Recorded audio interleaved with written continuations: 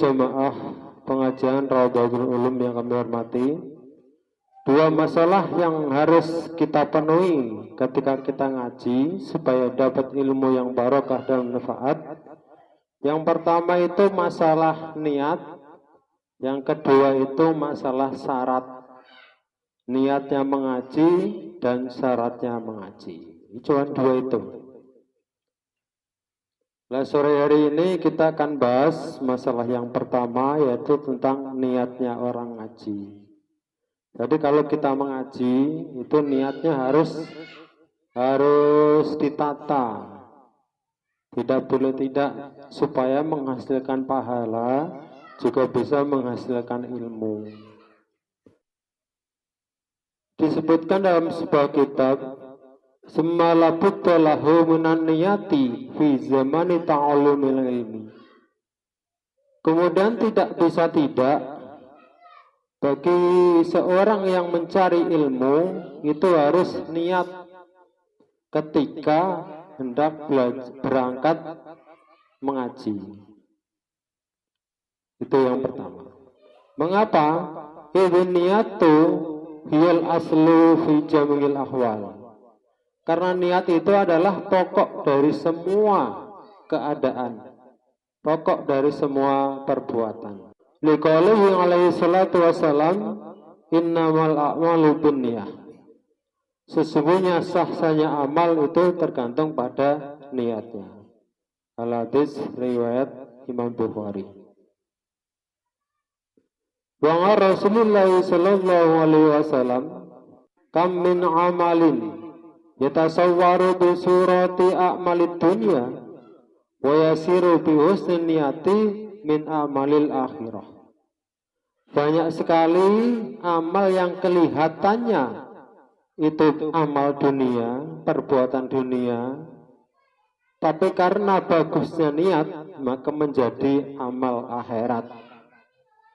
Seperti ibu-ibu ini nyuci baju, bapak-bapak kerja, mengurusi anak dan sebagainya.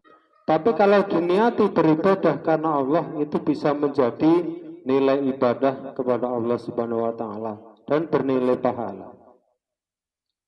Wa kam min amalin yatasawwaru bi surati amalil akhirah sumayasiru min amalid dunya bisu'in niyah. Kemudian banyak juga orang yang beramal kelihatannya seperti amal akhirat, tapi karena jeleknya niat atau salah niat maka menjadi amal dunia saja. Misalnya kita ngaji, sholat, tapi ternyata niatnya itu salah, maka itu hanya sekedar amal dunia saja. Artinya pahalanya nggak ada, di akhirat nanti nggak ada apa-apa. Oleh karena itu dalam kitab-kitab ini banyak disusun tentang niat, ada berapa, bagaimana pentingnya. Di sini dituliskan yang pertama, niat ngaji itu harus karena ridho Allah.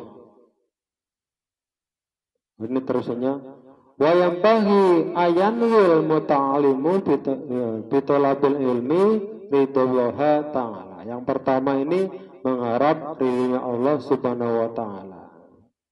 Jadi kalau ngaji itu niat yang harus kita tanamkan itu adalah karena mencari ridhonya Allah Subhanahu wa taala. Tidak karena mengharapkan keuntungan dunia semata. Ini baru ngaji yang dianjurkan. Dalam sebuah hadis disebutkan dalam hadis Sunan Abu Dawud ini yang artinya, barang siapa yang mengaji atau mencari ilmu yang seharusnya mengharap ridhonya Allah, tapi ternyata mengharapkan dunia, ngaradha minad dunia, mengharapkan imbalan masalah dunia, maka tidak akan bisa mencium baunya surga. Jadi kalau mau berangkat ngaji atau berangkat ke masjid jamaah atau kemana saja yang mengharapkan pahala, itu diniati Kalau pas mau berangkat ngaji, keluar rumah niat ingsun mangkat ngaji lillahi ta'ala. Kemudian kalau mau sholat ke masjid jamaah sambil jalan, setelah keluar dari pintu misalnya, Bismillahirrahmanirrahim, niat ingsun mlaku nang masjid arep jamaah sholat. Iku jalan kaki, setiap kaki kanan melangkah, 1 derajat diangkat, setiap yang kiri melangkah, 1 dosa dimaafkan. Kalau diniati karena mencari ridhonya Allah, bukan ke masjidnya mau pamer-pameran dan lain sebagainya. Kemudian yang kedua, wadarul akhirah. Setelah mencari ridhonya Allah, kita ngaji ini karena punya harapan untuk kebahagiaan di akhirat nanti. Ingin di akhirat kita selamat dari siksa, ingin di akhirat kita ini mendapat kebahagiaan bisa masuk ke dalam surga. Jadi kita ngaji ini setelah niat karena mencari ridha Allah, yang kedua adalah karena ingin di akhirat nanti bahagia, karena kehidupan akhirat.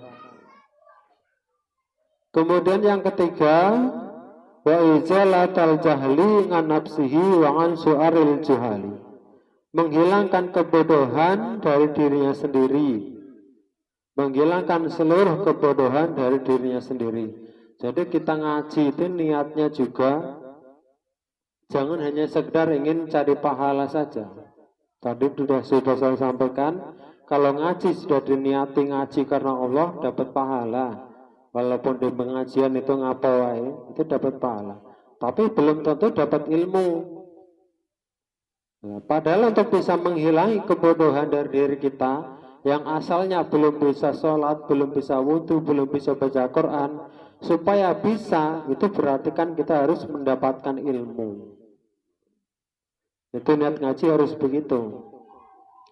Disebutkan dalam suatu hadis, innal ilma yanfa'uka ma'u qalil amali wa kasiruhu. Sesungguhnya ilmu itu akan membuat amal bermanfaat, amal menjadi berguna, walaupun sedikit amalnya, apalagi kalau amalnya banyak. Wa innal jahla la yanfa'uka ma'u qalil amali wa la kasiruhu. Dan sesungguhnya kebodohan itu tidak akan membuat amal jadi manfaat, walaupun amalnya itu banyak, apalagi kalau amal cuma sedikit.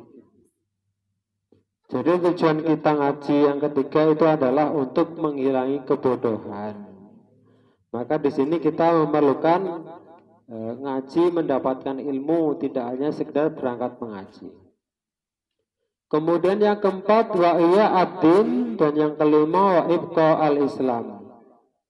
Untuk menghidupkan agama dan melanggengkan agama. Yang keenam adalah wa yanwiya bi syukra ala nikmatil ngakli wa sihatil badani. Wong ngaji itu adalah tanda syukur diberi nikmat sehat, diberi nikmat akal dan sehat badan. Jadi kalau wong sehat badan, akalnya juga sehat, ndak mau ngaji, itu hakikatnya nggak mau bersyukur. Disebutkan dalam suatu hadis, al-ngaqlu nurun fi qalbi yufariqu bainal haqqi wal batil. Akal itu adalah cahaya hati yang membedakan mana yang benar dan mana yang salah. Jadi kalau kita masih punya akal sehat, ini syukur alhamdulillah, benar ini. Karena dengan akal kita bisa membedakan mana yang benar dan mana yang salah. Kemudian juga sebagai tanda syukur kita karena telah diberi kesehatan badan. Dalam sebuah hadis disebutkan, ni'matani maghbunun fihima kasiru minan nas as-sihhatu wal farah. Ada dua nikmat yang kebanyakan manusia ini melupakan, lalai. Apa itu? Sehat dan sempat. Banyak orang ketika sakit ingin ngaji, kalau sembuh nanti mau sholat, mau puasa, tapi di waktu sehat nggak kepikir ini. Jadi kalau ketika kita mau ngaji, ini niat ini yang pertama, niat mencari ridho Allah. Yang kedua, karena kehidupan akhirat. Yang ketiga, menghilangkan kebodohan, menghilangkan seluruh kebodohan yang ada dalam diri.